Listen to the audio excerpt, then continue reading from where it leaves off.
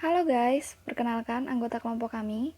Yang pertama ada Suantini, selanjutnya ada Priskilia Westi, kemudian ada Nur Islami Ramadhani, dan yang terakhir ada Bruno Cabria. Kelompok kami akan membahas tentang pajak terutang dan SPT PPN. Pajak terutang. Saat pajak terutang. Berdasarkan ketentuan pasal 11 Undang-Undang PPN tahun 1984 dapat disimpulkan bahwa saat pajak terutang ialah yang pertama pada saat penyerahan BKP atau JKP, 2 pada saat impor BKP, 3 pada saat dimulai pemanfaatan BKP tidak berwujud, 4 pada saat ditetapkan oleh Kementerian Keuangan, 5 pada saat pembayaran dalam hal A. Pembayaran diterima sebelum penyerahan BKP dan JKP, B. Pembayaran dilakukan sebelum dimulai pemanfaatan BKP tidak berwujud.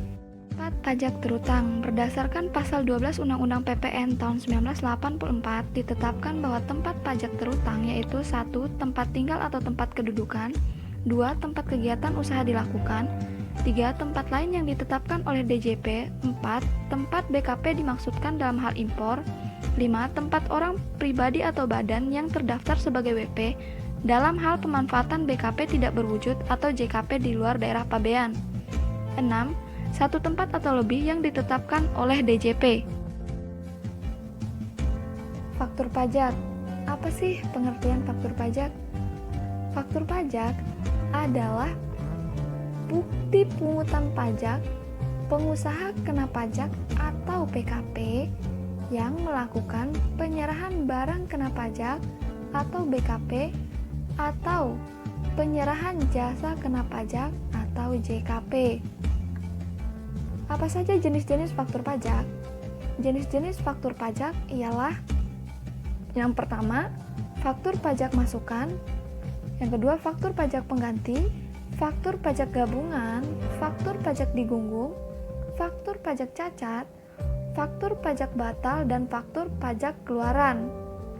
Nah, untuk penjelasan nomor seri faktur pajak dapat dilihat pada gambar yang tertera ya, teman-teman.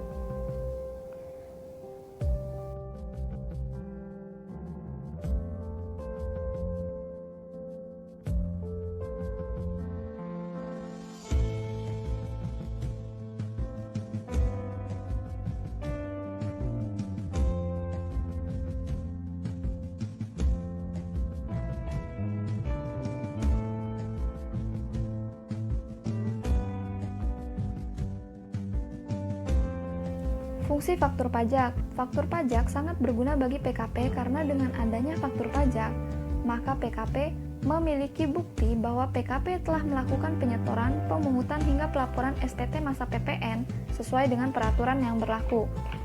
Nota retun. Nota retun harus dibuat dan dikirim oleh PKP pembeli kepada PKP penjual apabila terjadi pengembalian barang kena pajak, kecuali dalam beberapa hal, seperti barang kena pajak yang dikembalikan oleh PKP pembeli diganti dengan barang kena pajak yang sama baiknya dengan jumlah fisik, jenis ataupun tipe dan harga oleh PKP penjual. Yang kedua, apabila pengembalian barang kena pajak terjadi masih dalam masa pajak yang sama dengan terjadinya penyerahan barang kena pajak. Fungsi nota retun.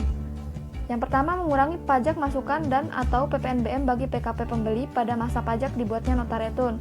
2. Mengurangi pajak keluaran dan atau PPNBM bagi PKP penjual pada masa pajak diterimanya nota retun.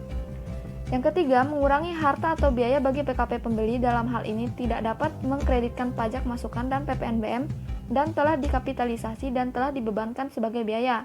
Yang terakhir, mengurangi harta atau biaya bagi pembeli yang bukan PKP. SPT PPN. SPT PPN adalah sebuah formulir yang digunakan oleh wajib pajak badan untuk melaporkan perhitungan jumlah pajak, baik untuk melaporkan pajak pertambahan nilai maupun pajak penjualan atas barang mewah. Jatuh tempo SPT PPN. SPT masa PPN harus dilaporkan setiap bulannya, walaupun tidak ada perubahan neraca atau nilai rupiah pada masa pajak tersebut. Jatuh tempo pelaporannya adalah pada hari terakhir bulan berikutnya. Jenis-jenis SPT masa.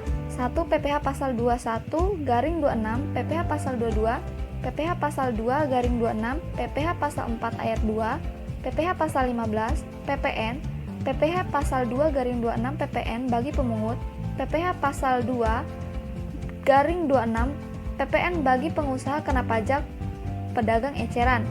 Yang terakhir yaitu PPNBM, jenis-jenis formulir dalam pelaporan SPT. Yang pertama, formulir 1721A1 untuk para karyawan yang bekerja di perusahaan milik swasta.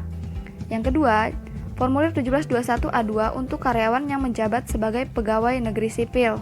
3 jenis formulir SPT PPh Badan Orang Pribadi. 1. Formulir 1770 untuk wajib pajak yang bekerja tanpa ikatan tertentu.